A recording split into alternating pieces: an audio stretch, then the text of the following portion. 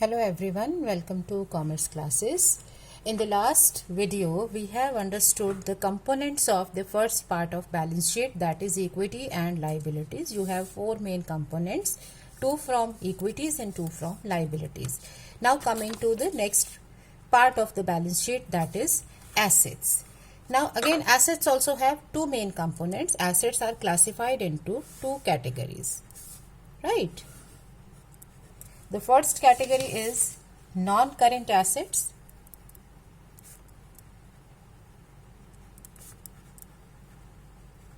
This is recorded as 1 and 2 as the current assets. Then you have within this certain subcategories. This is the first layer of classification. Then the next layer of classification is that under this we have fixed assets. I'm leaving some space here because this is a major component of assets with sub classifications. Okay, then you have non-current investments.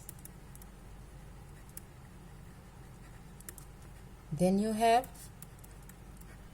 deferred tax assets. Then you have long-term loans and advances. Okay, so if you have given loan, if you have given advance to somebody, you are going to recover that in the coming time, so it is your asset. So you see, the Companies Act have directly split the loans and advances into two terminologies. Earlier, students used to be confused. If a loan is given or advance, it means advance taken or advance given. Now you will be finding that whenever company takes any loan, it is called borrowing. And when it gives loan, it is written as loans and advances, right? So if a term is given advance, it means it is an asset. You have given advance. If it says borrowing, it means you have borrowed the money. So they have clearly differentiated the assets from the liabilities. Loans and advances are your assets, borrowings are your liabilities. So you use two separate terms now. We don't need to look further, right? Then you have other non-current assets. Okay. Now coming to the current assets category, you have fixed assets here. Of course, it is current assets, so you cannot have anything here. Now it will start with the non-current investments. So you will be having here number 1, current investments.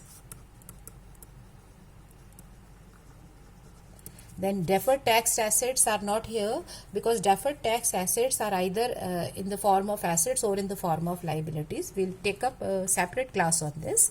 It won't come here. Now we will come to directly to the main current assets. And in case you remember, these are your inventories, trade receivables, okay, then cash and cash equivalents.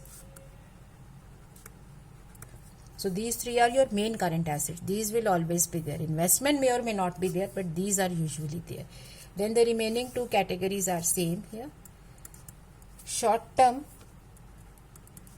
loans and advances, and you have other non-current assets.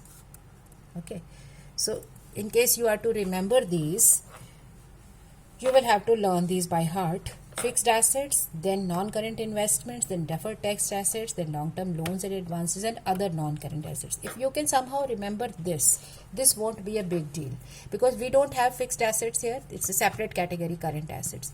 So non-current investments will now be changed to current investments. Then you have three main current assets, and then you have long-term loans, short-term loans, other non-current assets, it will be other current assets. So these two are similar categories, right? Now coming to fixed assets. The company can have fixed assets in the form of tangibles, intangibles, then you have capital work in progress, and intangibles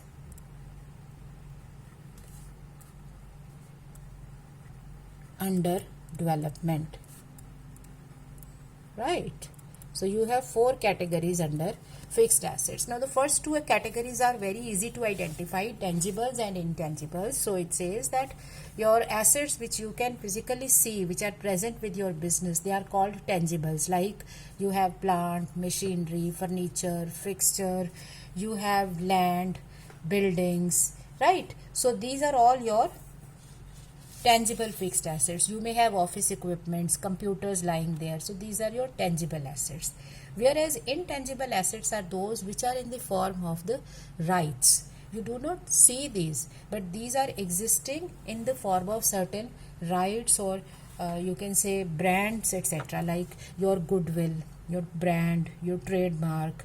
Then computer softwares. Computers are tangible assets, but the softwares that you have taken, they are your intangible assets.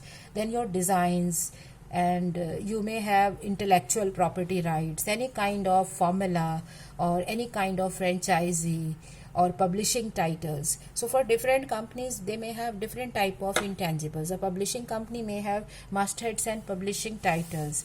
Okay, so manufacturing company may have licenses or formula, or maybe a software company will be having softwares or intellectual property rights, etc. So different companies may have different type of rights. So those rights are classified under intangibles. Your goodwill will also be covered here. Now both these categories are again having categories in third and fourth. Your tangibles may be coming under capital work in progress. Like when we buy tangibles, we can buy them at one go. But when we go for creating our tangible assets, it may take some time. Like when you are, say, constructing a big factory building. Now it is likely to take, say, maybe 2 years, 3 years to complete the construction work. So your building, your capital asset is in progress. So for the 2 or 3 years when it is in the progress, when it is under construction, it will be called capital work in progress. Likewise, when you buy a plant, a big plant having a lot many machines which will work in a particular order, and these are to be set up and at your place, it may take some time.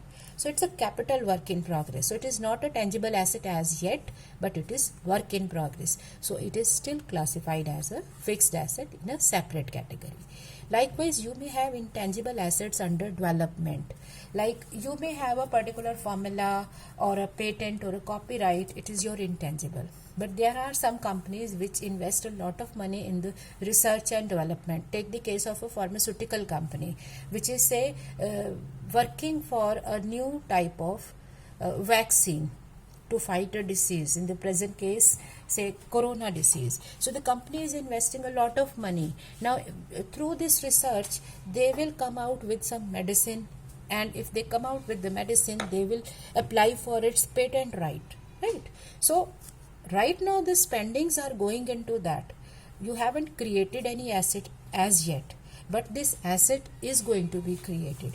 So this is under development. So these are called intangible assets under development. So when we have tangibles and intangibles, fully developed and functional, they are categorized here. But when they are in the progress, they are in the process of being developed, they are categorized under capital work in progress and intangible assets under development. Now capital work in progress must be distinguished from the advance for capital payments. Suppose you want to buy a building. You decided on that, and at the end of the year you have zeroed on some building and you gave advance to the person concerned. Now that advance that you have given is not a capital work in progress, because nothing is in the progress, right? Nothing is under construction. Building is there, you have just given an advance, right? So it is a kind of advance. You may call it short-term advance given to the person, because the next year, after maybe 2-3 days, when the deal is finalized, that advance will be against your asset. You will buy that asset by paying the remaining price. So capital work in progress must be distinguished from the advance given for assets. Advances are recognized separately, long-term and short-term. Okay, herein one must see the fact that asset is under construction. Now coming to non-current investments. Now it is having a common thread with the current investments, because the term investment means investment into any kind of things.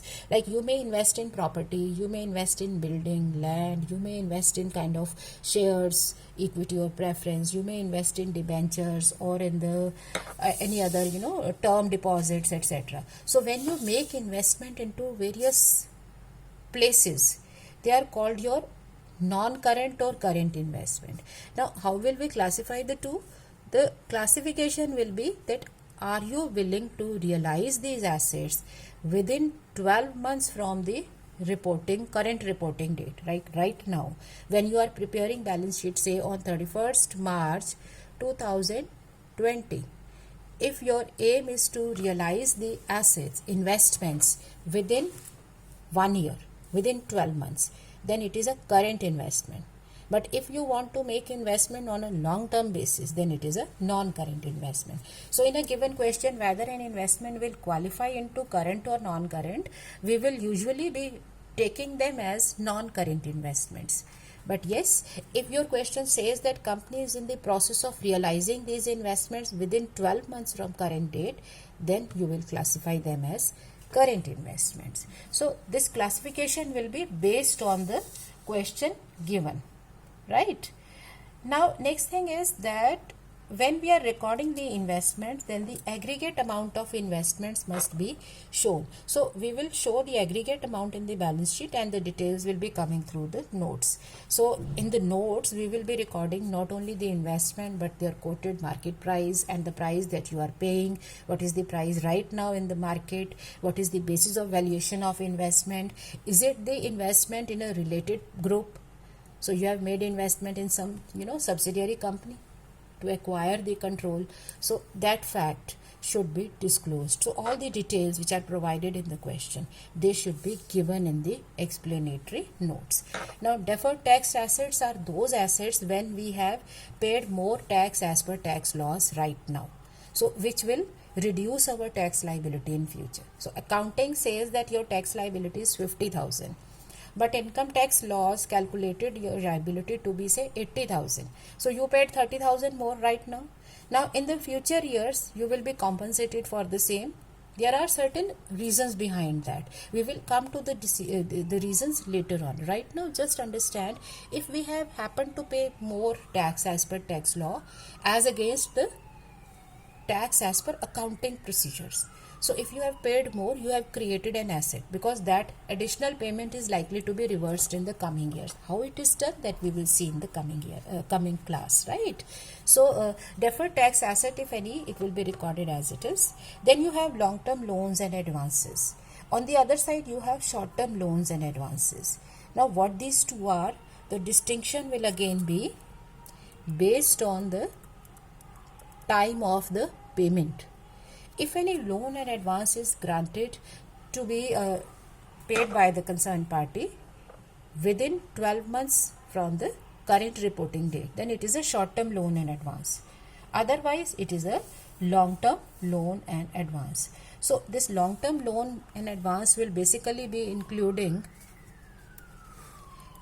capital advances, security deposits. So you have taken a building on rent and the owner wants you to give security deposit of say 1 lakh rupees for 5 years. So that security deposit is a long-term advance, right? So when we are recording here any kind of loans and advances, then our company schedule requires us to distinguish between the loans and advances given to the related parties and to the other parties. So if you have given loan to directors or to the officers or to your subsidiary company, then it should be shown separately, and other loans and advances should be shown separately. Another thing is that since we are to recover the money, so wherever the money is to be recovered in future, a Company Act requires that the amount should be classified as secured. Is this amount given against some kind of security? If it is unsecured, then we are to explain, is it good or doubtful, right? And if it is doubtful, then appropriate provision for bad and doubtful debts should also be made. So you have given loan to X company, and now you are doubtful that whether you will be recovering that money or not, because the company is going into losses. So you need to explain or give this fact that this loan is unsecured and doubtful, and we are creating this much provision for the doubtful debts. So for loans and advances, this fact must be given. In case of short-term loans and advances also, same rule applies. If you have given any loan or advance for a short-term basis to any person, then we must explain, is it secured, unsecured, or doubtful, etc. Now, apart from these advances, this will also include advance tax payments, TDS, okay? And then you have prepaid expenses, expenses paid in advance. Then you have advance to suppliers. If you have given any advance to your suppliers, it will be recorded here. Then you have any tax recoverable, it will be coming here. Okay, so your short-term loans and advances will include advance taxes, prepaid expenses, advance to suppliers, tax recoverable, right? So these will be your short-term loans and advances, apart from any amount that you feel that you are given that it is receivable within 12 months. That is the borderline. If any amount is receivable within 12 months from the current reporting date, it is a short-term loan in advance, else it is a long-term. And we need to distinguish between secured, unsecured amounts, whether they are good or doubtful, whether we have made a provision for the same or not. Then comes other non-current assets. Now, other non-current assets have something to do with the trade receivables. Just remember an arrow coming from here. If any trade receivable is going to be received beyond 12 months of the reporting period, then those trade receivables will be coming here. And any other asset which cannot qualify in these categories. If you think that there is a non-current asset but we don't know in which category will it fall, so that doesn't qualify here, so that will come here. Okay, now whenever we are writing any amount or any asset herein, the explanation must be in the form of, is it secured or unsecured, is it to general person or to the related parties, and is it safe or is it doubtful. In case it is doubtful, provision must be made. So here also, if you have any other non-current asset, then if it is relating to the concerned parties like your directors or towards your officers or towards the related companies, okay, so it should be given. But in a practical question, all these details won't pose any problem. Reason being, if we are given the detail, we will give it in the note. If we are not given the detail, of course, we won't give anything. So whatever is given to us, it has to fit into the notes to the balance sheet. So these are your non-current assets. Now coming to this. Current investments, of course, we know that an investment can be current or non-current. So we will have to see the time period within which we are going to realize. Next is inventories. Now inventories are basically the stocks. If it is a trading company, you will be having stock of finished products, the tradable goods basically. But if it is a manufacturing concern, so it will include tradable goods for a trading company. Otherwise it is raw material, work in progress, finished goods. Then in normally businesses, when you are manufacturing, then you need to keep some stores and spares. Like for your factories, you need to keep some spare parts, some stores, etc. with you. So that stores and spares, your loose tools, which you need in the manufacturing department. So these will be covered under inventories. So inventories will cover all these categories. So as per the schedule given in the Companies Act, the inventories must be classified into these categories and it must be shown separately. So in the notes to balance sheet, you need to show these categories, plus you need to show the mode of valuation. That is, if you are valuing your inventories at a particular price, then what is the mode? Usually we follow LCM rule, of course, that is least of cost and market price. But if some other rule is being followed, then the same must be explained. So in inventories, not only the category, but the mode of valuation is important. Now trade receivables include, as we had trade payables, Trade receivables includes debtors, of course. Then you have, apart from debtors, you have bill receivables. Usually these amounts are receivable within 1 year, within 12 months from the reporting date. So these will come here.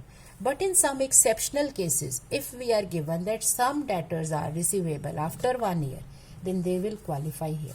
See the arrow coming here, right?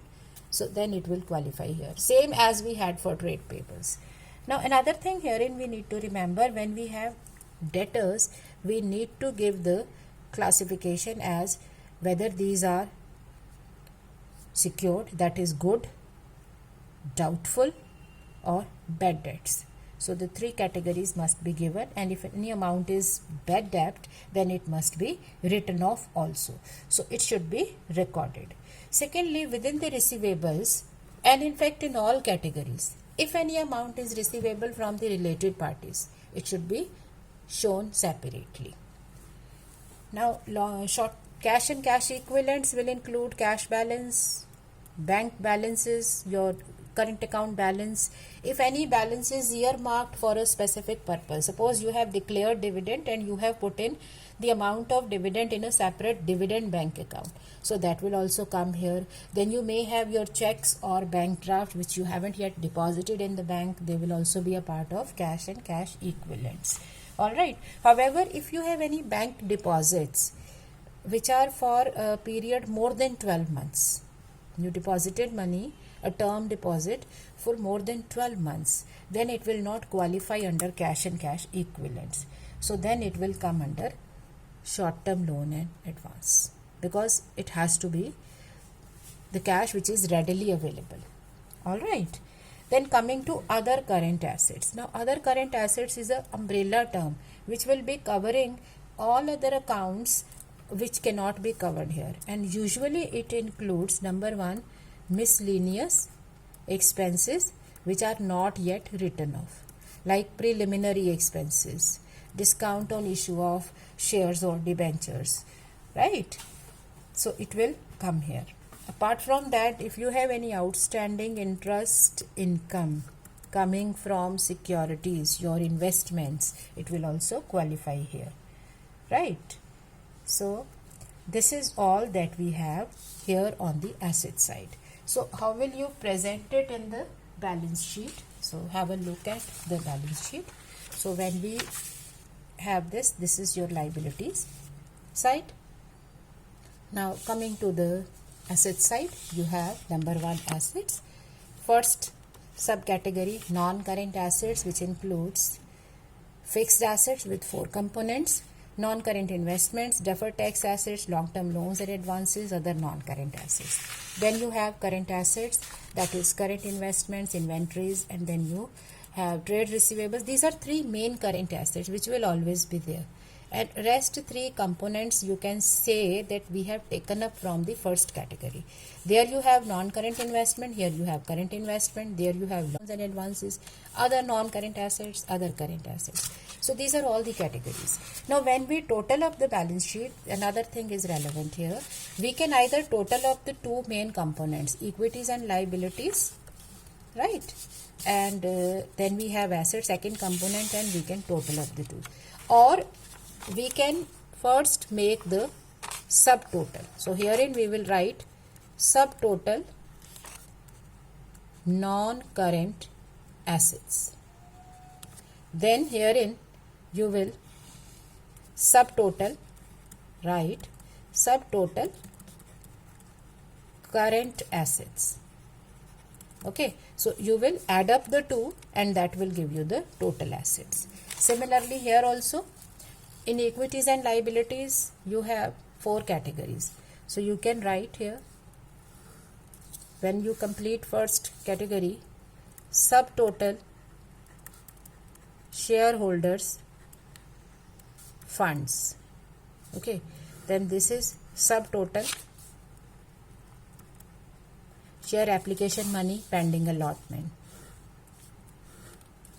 Subtotal non-current liabilities. Subtotal current liabilities, right? So this is subtotal 1, subtotal 2, subtotal 3, subtotal 4. So the total will be 1 plus 2 plus 3 plus 4. So we can also do one thing, that when we write the categories and when we subtotal the amounts of each category, this can be done in black. So this total will be appearing in black, this total will be appearing in black color, this in black pen. So when you take up the total, you will not be having duplication, that some amount got by mistake added. So you know that these 1, 2, 3, 4 are to be added. Same can be done here. Subtotal non-current assets 5 and this is 6. So the total of the assets will be 5 plus 6. So this is how we can compile the balance sheet. Now remember, we are not to show here any calculations or workings. So this will come here 10, 11. We will continue with the explanatory notes. So 10, 11 for tangible and intangible assets. Now work in progress is usually mentioned. We don't need to have any note here. Then non-current investments will be clubbed together. Deferred tax asset is usually one information. Then long-term loans and advances 13, 14. So you may have current investments 15, 16, 17, cash and cash equivalents 18, 19, 20. As many notes as we have in the question. So depending upon the information, you may have to prepare 20 explanatory statements. Of course, it will not be very cumbersome task because we are just to put the information at the relevant place. But yes, it will be a detailed information requiring a lot of time. So you need to practice. Now coming to the working notes here.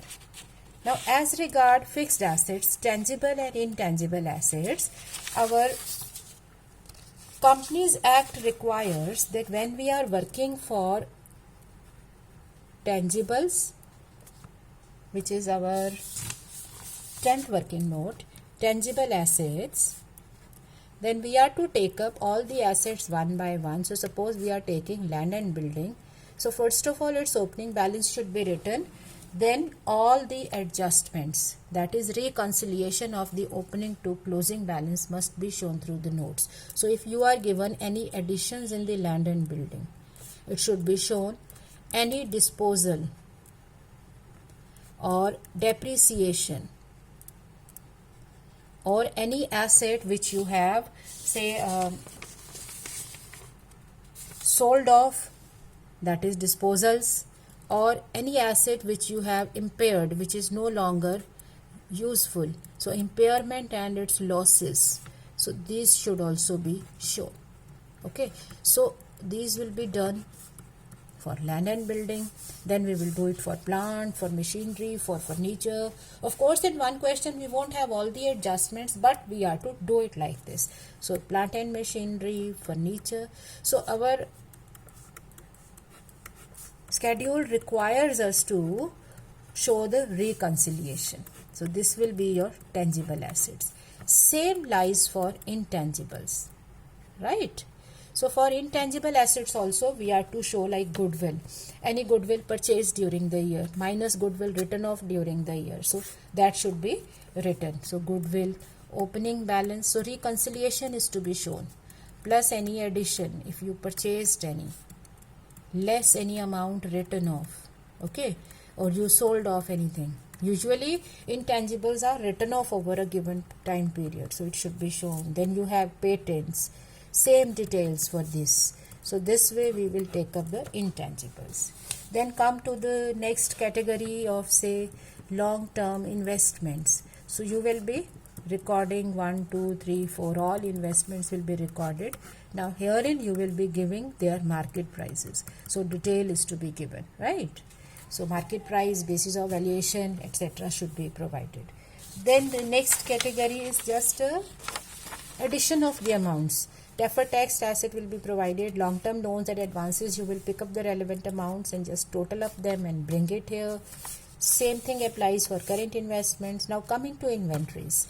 Now when we record inventories, we are to give as much detail as possible. So whatever information is given, accordingly you will classify them into raw material, work in progress, etc. Right? So this will be shown. cash and cash equivalents, trade receivables will be split into secured and unsecured, doubtful, etc. Okay, so this way it will be shown. So all these will be done with, and separate working notes will be prepared, or explanatory statements will be prepared. Now once all the statements are prepared, then at the end the last statement will be for contingent liabilities and commitments. So if any contingent liability or commitment is there, same will be recorded here. But this will be just the last note, it won't come in the balance sheet. So that completes the components of balance sheet. We will take up the problem next time. Thank you.